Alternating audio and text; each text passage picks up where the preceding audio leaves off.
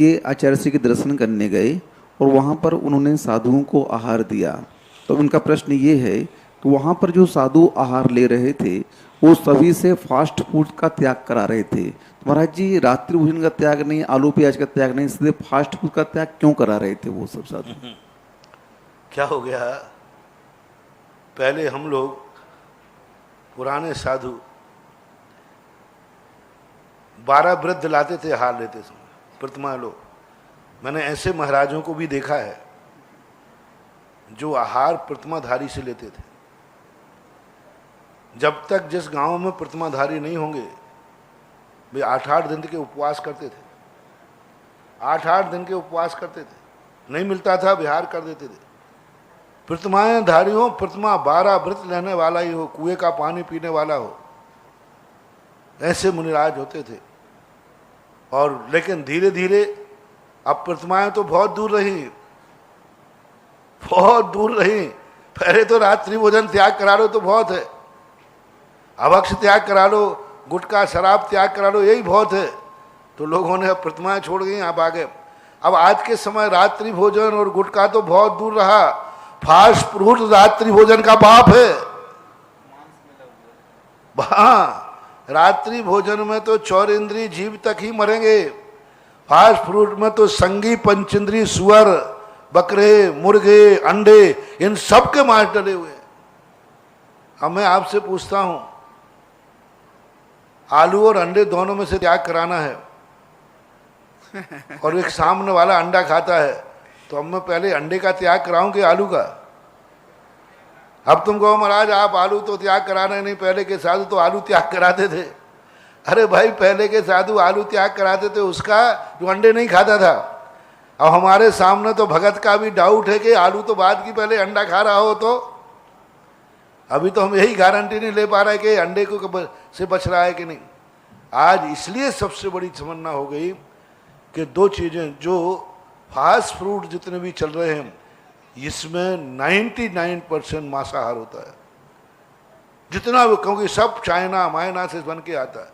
दूसरा, उनमें इतनी गंदी चीजें मिली हैं, सब सिंथेटिक चीजें मिली हुई हैं, जो खाओगे तो स्वयं मरोगे। रात्रि में खाने वाले को तो बीमारी होगी, थोड़ी बहुत होगी, लेकिन इससे तो ऐसी बीमारी होगी, कैंसर आदि जैसी महान बीमारियां होंगी। तो आज जो फास्ट फूड है ये रात्रि भोजन की अपेक्षा से ज्यादा खतरनाक हो गया, बहुत खतरनाक। ये तो स्वपरघाती है, स्वयं और पर का घात दोनों करने वाला है, और ऐसा घात करने वाला है कि इसका फिर कोई इलाज भी नहीं है। ये जो फास्ट फूड मुश्किल से अभी ज़्यादातर 4-5 साल से शुरू हुए,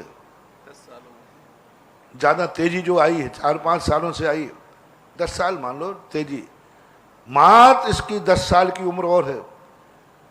10 साल के बाद हर डॉक्टर ये लिखेगा कि तुम्हें जिंदा रहना है तो फास्ट फूड छोड़ो। अभी तो महाराज ही कह रहे हैं त्याग कराया जाएगा, नहीं तो फास्ट फूड नहीं खाओगे। जैसे शुगर वाले को शक्कर का त्याग कराया जाता है, कोलेस्ट्रॉल वाले को घी का त्याग कराया जाता है, ऐसे यदि बीमारी से बचना है तो फास्ट फूड छोड़ो। मैं तो संसार के हर व्यक्ति से कह रहा हूं कि घास फूस खा लो,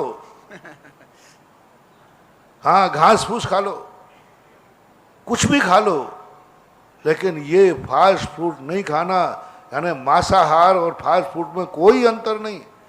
ये सब आजकल के जो दुकानें, जो आपकी शादियों में आजकल फास्ट फूड की अलग से दुकानें लगी थी, पिज्जा मिर्जा, क्या नाम मुझे पता नहीं होता, पिज्जा बर्गर आदि ये सब चीज़ें बनते हैं। और आप सोते जैन साहब की स्टॉल है, जैन साहब का नहीं है, वो चाइना का है, वो विदेश का है। भारत में कोई पिज्जा नहीं बनाते, कोई ये चीज़ें नहीं बनाते, वो अच्छी बारातों में आएंगे ही नहीं, वो तो घटिया है, हाथ ठेले भी मिलते हैं। ये जितने बड़े आदमियों की बारातों में और सब चाट के खा के आते हैं, सब खाते, बोले जैन साहब की बारात है। देखो पहले वहाँ पर फास्ट फूड आदि को बिल्कुल छोड़ दो महानुभाव, घर की चीज़ें खाओ, घर के लिए अपनी चीज़ें बनाओ शुद्ध। सब विदेशी माल बिल्कुल जहर दे रहे हैं, उनको दवाई बेचना है, बीमारी बेचना है। अमेरिका सबसे पहले बीमारी बेचता है और बाद में कहता है इसकी दवाई दुनिया में है नहीं, मेरे पास है, बाद में दवाई बेचता है। आजकल विदेशों की नीतियां हैं, अर्थनीति कमाओ, बीमारी पैदा करो, फिर दो देशों को लड़ाओ और फिर कहो हमारे से शस्त्र खरीदो। तो ये कमाई रहा वो इसमें। चाइना का सबसे बड़ी चीज एक है कि सारी दुनिया का सस्ता, चाइना की कोई भी वस्तु खरीद रहा है वो व्यक्ति नियम से पापी है और मांसाहार का दोषी है।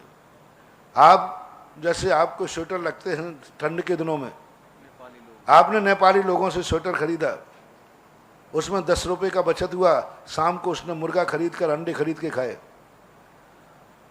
मांसाहारियों के यहां से सामान भी मत खरीदो। चाइना जितना आप खरीदते हो, चाइना में सारा पैसा चाइना जा रहा है, और चाइना टोटल मांसाहारी, टोटल मांसाहार है, टोटल। और अरबों खरबों रुपया प्रति वर्ष चाइना जाता है। और सबसे ज्यादा जैनियों को सावधान रखना है, सबसे ज्यादा जैनियों के यहाँ चाइना की चीजें पाई जाती। हर चीज जैनी के लिए कोई ना कोई, देखना एक घर भी ऐसा नहीं होगा जिसमें चाइना की वस्तु नहीं हो। और चाइना की जो वस्तु आती है वह पैसा नियम से विदेश जा रहा है और वहाँ शुद्ध मांसाहार में ही काम आ रहा है।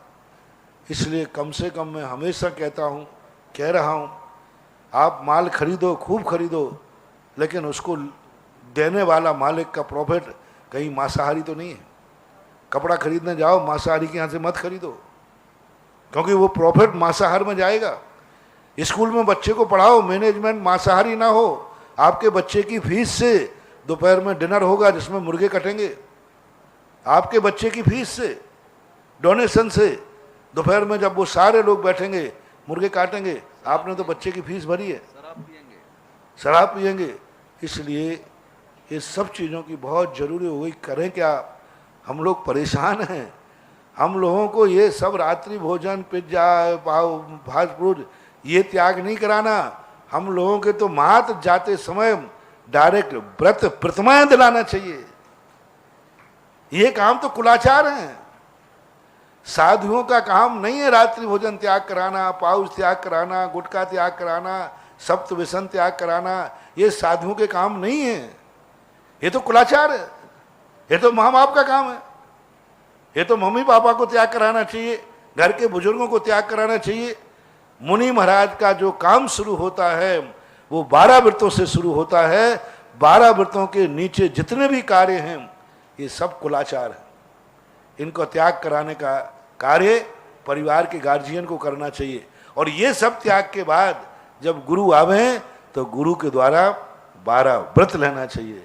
लेकिन अब व्रतों की तो बात छोड़ो, अब तो अंडे का त्याग करा लूँ तो समझ लेना बहुत बड़ी चीज हो गई।